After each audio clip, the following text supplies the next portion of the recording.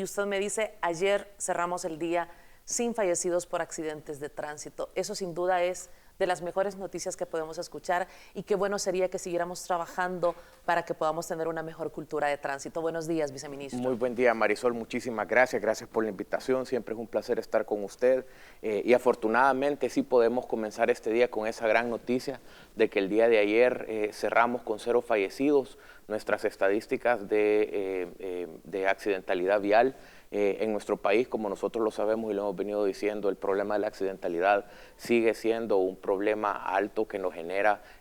cerca de 50 incidentes, de 50 incidentes graves todos los días, alrededor de 20 fallecidos, 20 lesionados todos los días y en promedio 4 fallecidos. Entonces los días de este año, gracias a Dios, han sido ya casi 2 semanas, que podemos contar 14 días en los cuales no hemos tenido fallecidos que lamentar, y eso pues nos alienta a seguir adelante con este mensaje de concientización y el trabajo que hacemos desde el gobierno del presidente Nayib Bukele para contrarrestar este problema. Las estadísticas continúan por debajo de las del 2019. Afortunadamente nos mantenemos todavía por debajo de las estadísticas del año 2019, estamos ligeramente debajo en este momento, un 3.6% por debajo en el número de fallecidos y un 3% en el total de incidentes registrados. Esto a pesar de que desde el año 2019 hemos tenido un incremento considerable en el número de vehículos que están circulando y en la medida en que este número aumenta, pues la exposición y el riesgo de sufrir un accidente pues también va aumentando. A pesar de que se han incrementado en nuestro parque vehicular, y eso creo que es otro comentario que podemos hacer, ya tenemos por ahí las primeras placas en circulación con letras, porque ya superamos la placa particular número 1.000.000.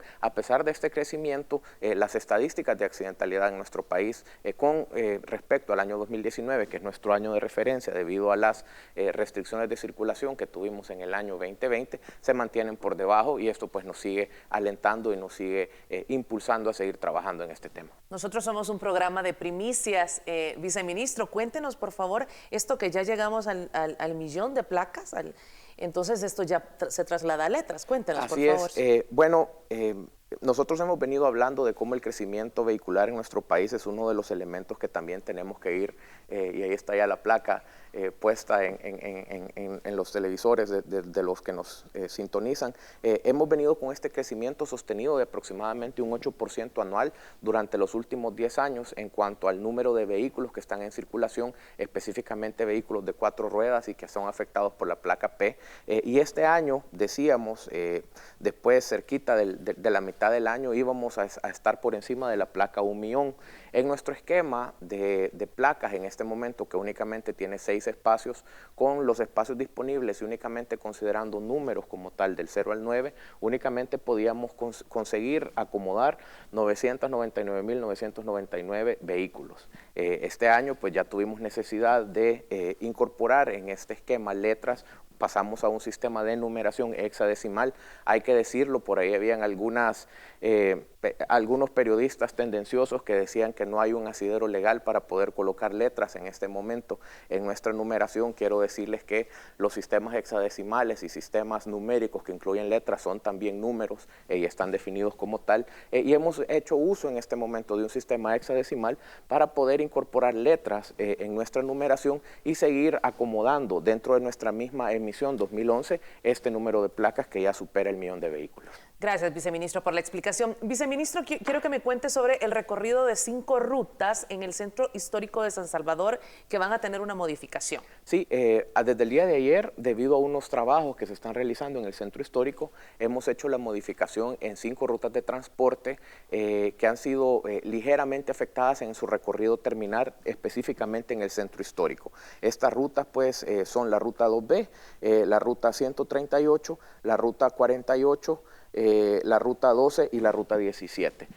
Son alrededor de 137 unidades de transporte las que se han visto afectadas, es decir, del cerca de las 2.500 unidades que terminan en el Centro Histórico, en realidad es una flota muy pequeña la que ha sido modificada, pero nos ha servido esta experiencia precisamente para poder entrar en contacto con los operadores y empezar a planificar ya potenciales reordenamientos que también son necesarios. Nos mantenemos nosotros en la zona desde el día de ayer junto con personal de la policía, personal del CAM, también que nos está ayudando para orientar a las personas que pueden verse afectadas en este cambio. Y nuevamente, desde el día de ayer estamos haciendo estos anuncios, incluso desde el domingo, para pedirle a la población que se familiarice con los nuevos recorridos y pueda acomodar su itinerario diario de acuerdo a estas modificaciones. Sí, bueno, son cerca de 140 las unidades que tendrán esta modificación en el recorrido. Importante decirle a la población que solo es de manera temporal, debido a los trabajos que está realizando la alcaldía, viceministro. Así es, Marisol, este es un cambio temporal, como usted bien lo señala. Nosotros nos vamos a mantener, evidentemente, supervisando el comportamiento de las rutas en la zona, para poder garantizar, digamos, una fluidez adecuada en todo el centro histórico y tratar de colaborar también a que se agilicen los trabajos que se están realizando, que van a iniciarse. La idea, pues, de mover estas rutas es precisamente despejar algunas calles que se consideran van a ser intervenidas y, por lo tanto, es una colaboración que estamos haciendo, un trabajo interinstitucional como el que nos caracteriza como gobierno para poder llevar adelante otros proyectos y que podamos darle mejores beneficios siempre a la población. Y que van a tener toda la orientación, como usted ya lo señalaba, y que en este momento podrá representar un dolor de cabeza orientarse los primeros días, pero estarán las autoridades de manera permanente durante lo que dure este tiempo para poder orientarse. Es correcto. Yo creo que vale la pena mencionar lo que usted señala, de que todos los cambios tradicionalmente requieren de un periodo de transición en el cual, mientras las personas se acomodan, se acostumbran a las nuevas disposiciones, ya sean estas un cambio de recorrido o bien alguna modificación geométrica en alguna calle, pues siempre tienden a haber problemas iniciales, digamos, dolores de parto si lo queremos ver de alguna forma. Entonces, el llamado a la población pues es a colaborar, a tener un poco de paciencia, porque a medida va pasando el tiempo estas cosas se van normalizando y hemos trabajado de la mano con los operadores para garantizar que el servicio que la población recibe siempre sea el adecuado y que las afectaciones se minimicen. Y ya nos lo podrá contar en otra oportunidad el alcalde Mario Durán, que nos hable de qué serán estas obras, que serán de beneficio para poder seguir embelleciendo el centro de San Salvador, que es una joya de todos los salvadoreños. Viceministro, quisiera que me hablara de esta estrategia Zona 30, que ustedes es una de las estrategias que han puesto en marcha, y lo hablábamos fuera de cámaras. Si se tiene esta reducción en fallecidos en accidentes de tránsito es porque se está haciendo algo bien. Primero, por parte de quienes conducen, de quienes tenemos la responsabilidad de un timón en nuestras manos, pero también un esfuerzo por parte de las autoridades como ustedes, que este tipo de estrategias sin duda ayudan. Cuéntenos de qué se trata. Gracias, Marisol. Sí, efectivamente, lo hemos venido diciendo desde nuestra llegada al gobierno. Parte de los elementos que más inciden de una manera negativa en las características y las consecuencias y la gravedad de los accidentes tienen que ver con los excesos de velocidad o la velocidad de circulación a la cual los accidentes suceden. En el caso de las zonas urbanas, hay varios estudios que indican que debajo de los 30 kilómetros por hora, si sucede un accidente, si un peatón o un ciclista son impactados por un vehículo, la posibilidad de sobrevivir estos encuentros desafortunados con un vehículo automotor superan el 90% de probabilidad. En ese sentido, por lo tanto, estamos llevando adelante desde el Viceministerio de Transporte una iniciativa para promover estas zonas 30, zonas de velocidad restringida en diferentes puntos de nuestra capital y en algunos puntos de diferentes ciudades del país, precisamente para promover espacios más seguros, espacios de convivencia en los cuales tanto los peatones como los ciclistas puedan tener una mayor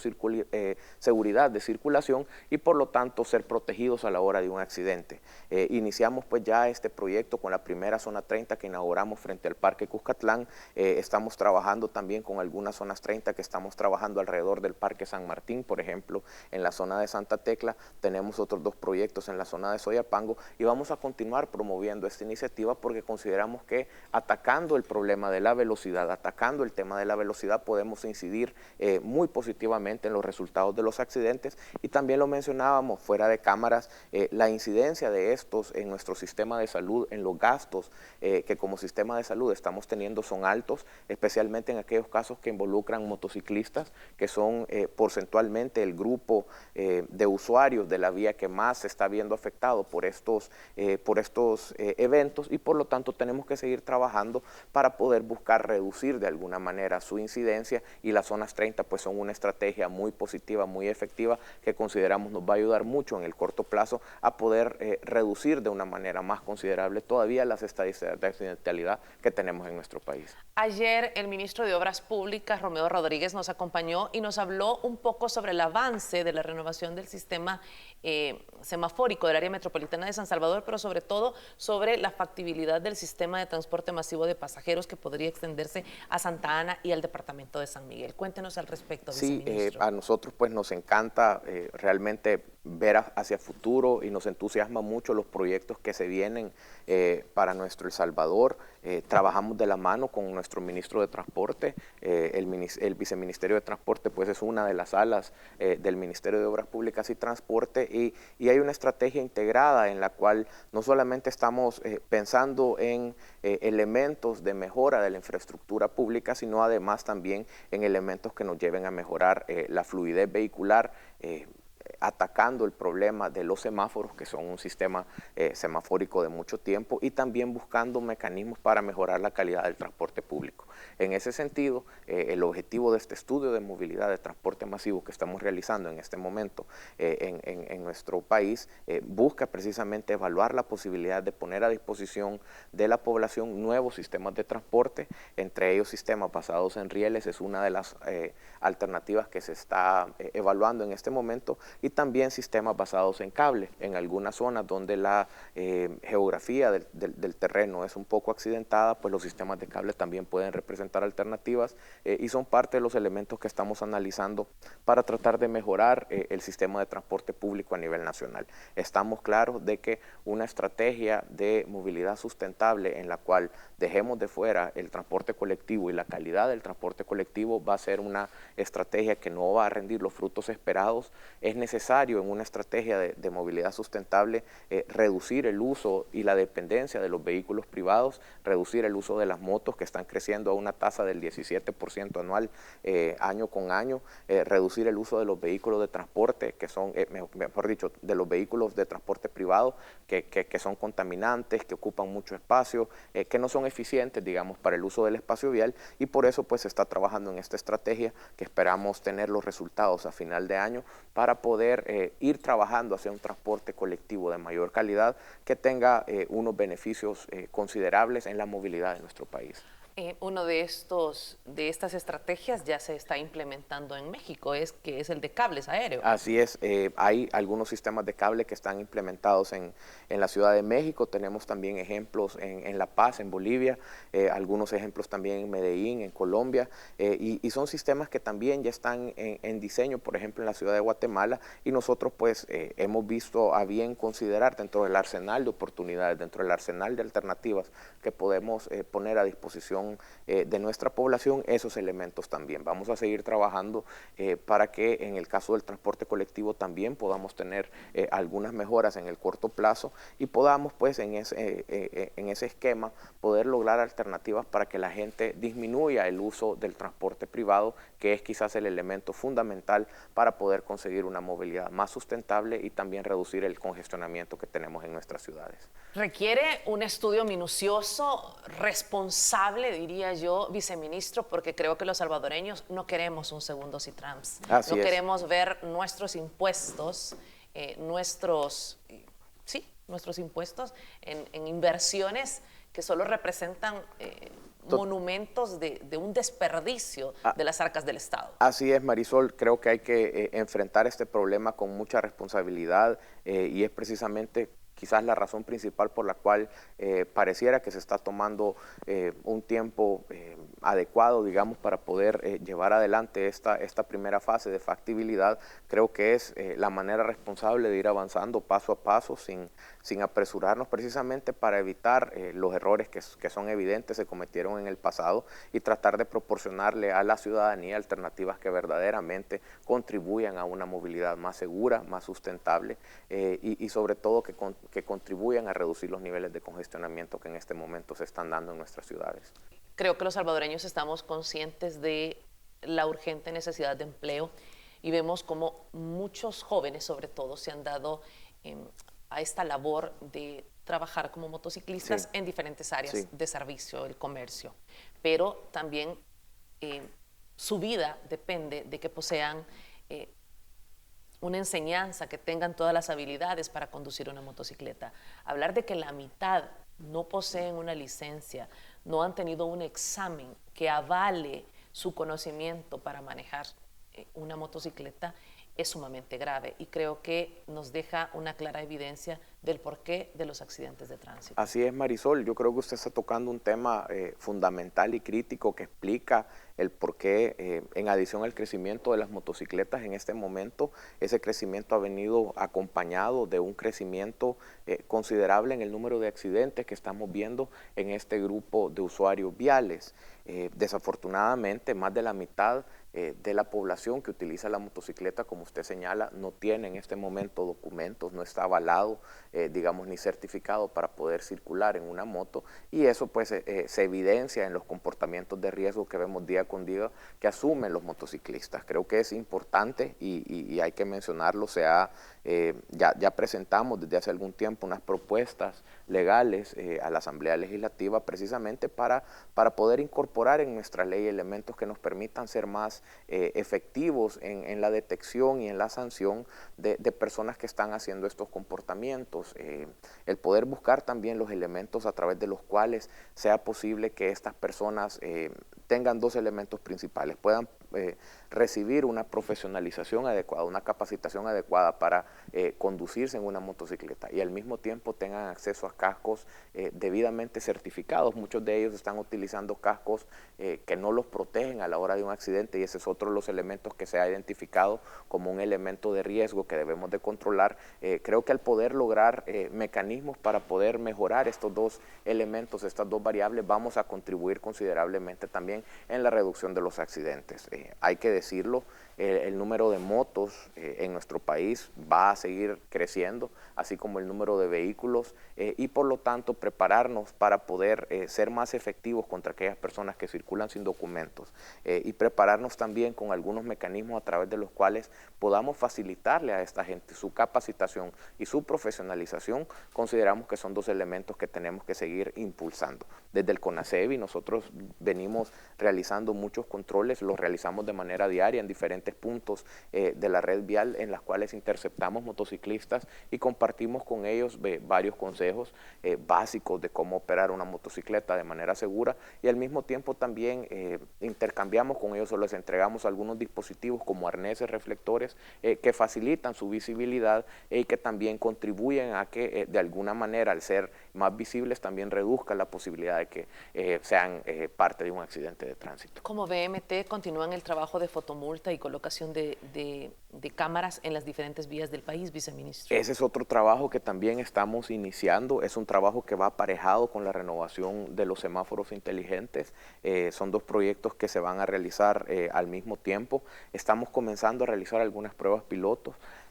precisamente con el esquema de las cámaras y cómo están funcionando, digamos, este esquema de las fotomultas. Creo que también el poder colocar estos sistemas automatizados de detección de infracciones nos va a ayudar a ser más efectivos en el control del espacio vial y ese es otro elemento que también es fundamental para poder ir mejorando y cambiando los comportamientos de la gente. Un ejemplo que estamos haciendo últimamente de una manera muy frecuente es el que hablamos de un salvadoreño típico que en nuestro país y respeta todas las leyes de tránsito, pero sale del país, va a Estados Unidos, por ejemplo, y alquila un vehículo y se convierte en un conductor modelo, con el simple hecho de interiorizar cuando está fuera de nuestro país que en otros lugares los sistemas de sanciones y de detección de las mismas son más eficientes y que también las multas tienen valores más altos y entonces no se arriesgan como se arriesgan en nuestro país. Entonces, si vemos que ya estas personas tienen este comportamiento en otros ambientes donde lo único que cambia es, por ejemplo, el monto de las multas y la cantidad de fiscalización, investigación, podemos deducir pues que